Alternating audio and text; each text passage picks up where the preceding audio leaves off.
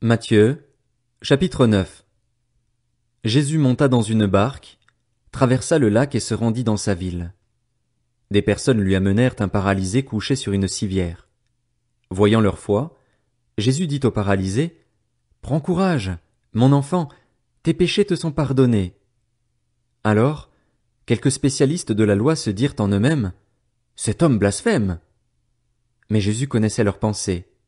Il dit, « Pourquoi avez-vous de mauvaises pensées en vous-même? En effet, qu'est-ce qui est le plus facile à dire? Tes péchés te sont pardonnés? Ou lève-toi et marche? Afin que vous sachiez que le Fils de l'homme a sur la terre le pouvoir de pardonner les péchés, lève-toi, dit-il alors au paralysé, prends ta civière et retourne chez toi. L'homme se leva et rentra chez lui. Quand la foule vit cela, elle fut émerveillée et célébra la gloire de Dieu qui a donné un tel pouvoir aux hommes. Jésus partit de là. En passant, il vit un homme assis au bureau des taxes et qui s'appelait Matthieu. Il lui dit, « Suis-moi. » Cet homme se leva et le suivit. Comme Jésus était à table dans la maison, beaucoup de collecteurs d'impôts et de pécheurs vinrent se mettre à table avec lui et avec ses disciples. Les pharisiens virent cela et dirent à ses disciples, « Pourquoi votre maître mange-t-il avec les collecteurs d'impôts et les pécheurs? » Mais Jésus, qui avait entendu, leur dit, « Ce ne sont pas les bien portants qui ont besoin de médecins, mais les malades. Allez apprendre ce que signifie « Je désire la bonté » et non les sacrifices.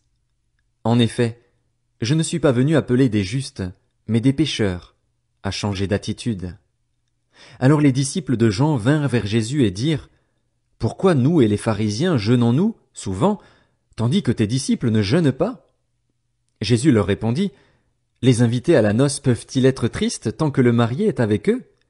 Les jours viendront où le marié leur sera enlevé, et alors ils jeûneront. Personne ne coud un morceau de tissu neuf sur un vieil habit, car la pièce ajoutée arrache une partie de l'habit et la déchirure devient pire. On ne met pas non plus du vin nouveau dans de vieilles outres, sinon les outres éclatent, le vin coule et les outres sont perdues. Mais on met le vin nouveau dans des outres neuves, et le vin et les outres se conservent. » Tandis qu'il leur adressait ces paroles, un chef arriva, se prosterna devant lui et dit, « Ma fille est morte il y a un instant, mais viens, pose ta main sur elle et elle vivra. » Jésus se leva et le suivit avec ses disciples. C'est alors qu'une femme qui souffrait d'hémorragie depuis 12 ans s'approcha par derrière et toucha le bord de son vêtement, car elle se disait, « Si je peux seulement toucher son vêtement, je serai guérie. » Jésus se retourna et dit en la voyant, « Prends courage, ma fille, ta foi t'a sauvée. » Et cette femme fut guérie dès ce moment. Lorsque Jésus fut arrivé à la maison du chef, il vit les joueurs de flûte et la foule bruyante. Il leur dit, « Retirez-vous, car la jeune fille n'est pas morte, mais elle dort. » Et il se moquait de lui. Quand la foule eut été renvoyée, il entra, prit la main de la jeune fille, et la jeune fille se leva. Cette nouvelle se propagea dans toute la région. Quand Jésus partit de là, il fut suivi par 2 aveugles qui criaient, « Aie pitié de nous, fils de David !» Lorsqu'il fut arrivé à la maison, les aveugles s'approchèrent de lui et Jésus leur dit, « Croyez-vous que je puisse faire cela? »« Oui, Seigneur, » lui répondirent-ils. Alors il toucha leurs yeux en disant, « Soyez traités conformément à votre foi. » Et leurs yeux s'ouvrirent. Jésus leur recommanda avec sévérité, « Faites bien attention que personne ne le sache. » Mais, à peine sortis, ils parlèrent de lui dans toute la région. Comme ils s'en allaient, on amena à Jésus un démoniaque muet. Il chassa le démon et le muet se mit à parler. La foule disait, émerveillée, « On n'a jamais rien vu de pareil en Israël. » Mais les pharisiens disaient, « C'est par le prince des démons qu'il chasse les démons. » Jésus parcourait toutes les villes et les villages.